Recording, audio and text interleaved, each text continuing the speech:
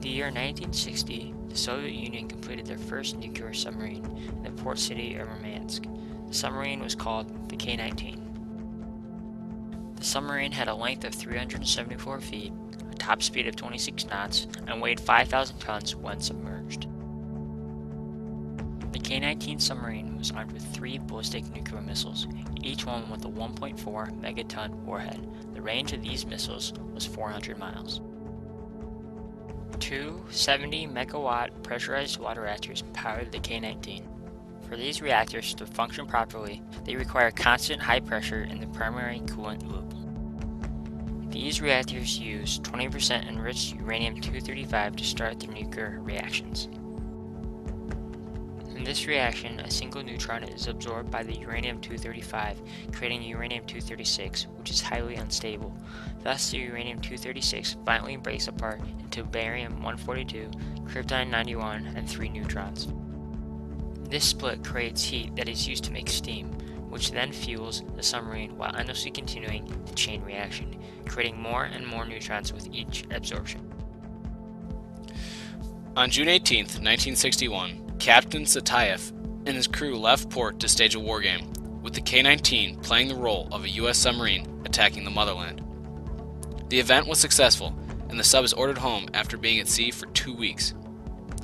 On July 4th at 4:15 a.m., while making its return more than 1,500 miles from Russia, the reactor temperature begins to rise substantially with no warning, and a rupture in the primary coolant loop is found. Control rods are fully inserted, however they cause no change in temperature.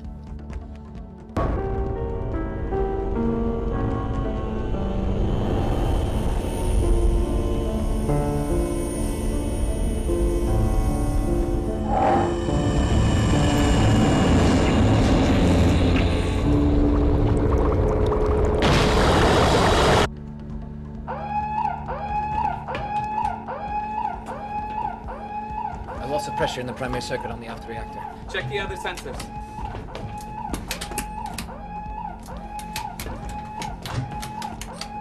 Confirm loss of pressure, Lieutenant.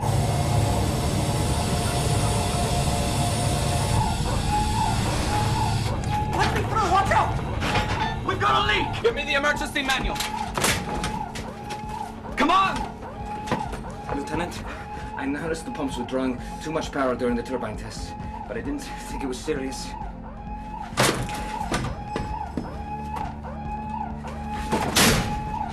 Out of my way! Move! Careful!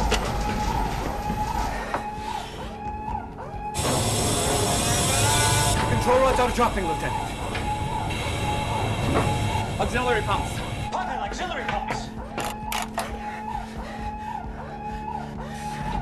The auxiliary pumps aren't working either. Recycle them! I have, but the pressure keeps dropping. Confirmed. But the rods will cool it, right? No! They can't control the reaction by themselves. They need coolant. Lieutenant, the core temperature is at 400 degrees and rising. Cut equalization!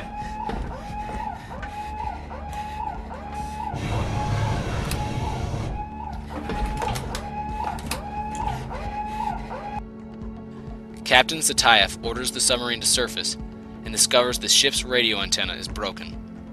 With no radio or secondary emergency coolant systems, the crew is forced to fix the reactors by themselves or face a meltdown. 8 men jury-rig a water pipe to a cut-off air vent valve to supply water to the overheating reactors in compartment 6. The chemical suits they wear are insufficient to protect them from the debilitating amounts of radiation. They exit, vomiting, faces red and swollen. These men are constantly sent back into compartment 6 to stop leaks in the new coolant system and fix bursting valves. As sailors are sent in and out of the reactor's compartment, more and more radioactive steam seeps into the submarine's ventilation system and slowly begins contaminating other compartments. We don't have radiation suits. The warehouse was out. They sent us chemical suits instead. Might as well wear raincoats.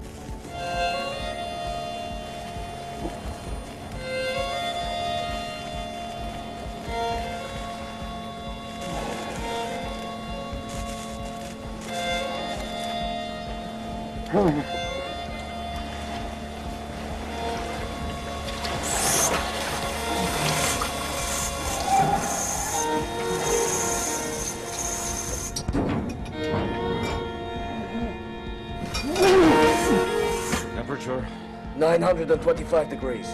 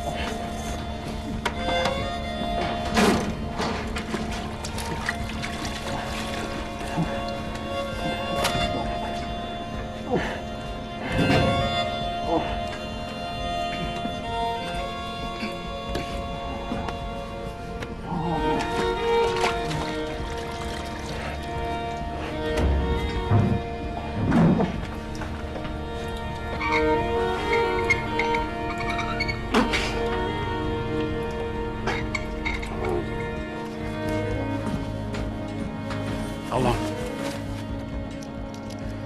7 minutes, 40 seconds.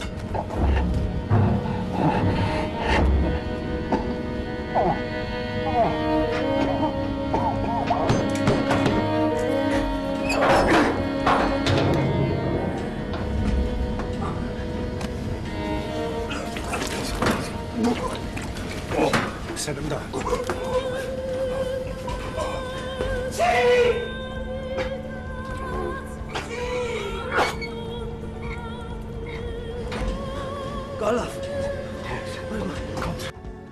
At 8 o'clock, 4 hours into the crisis, Captain Zaitov orders southward coordinates, hoping to find the Soviet diesel-powered submarines supposedly in the area.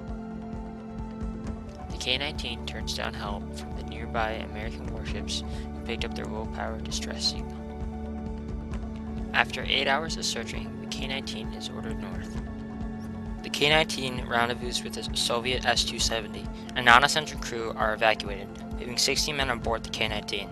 The S-270 is unable to tow the largest nuclear submarine. They must wait for another submarine. The K-19's reactor has cooled. However, it is highly contaminated.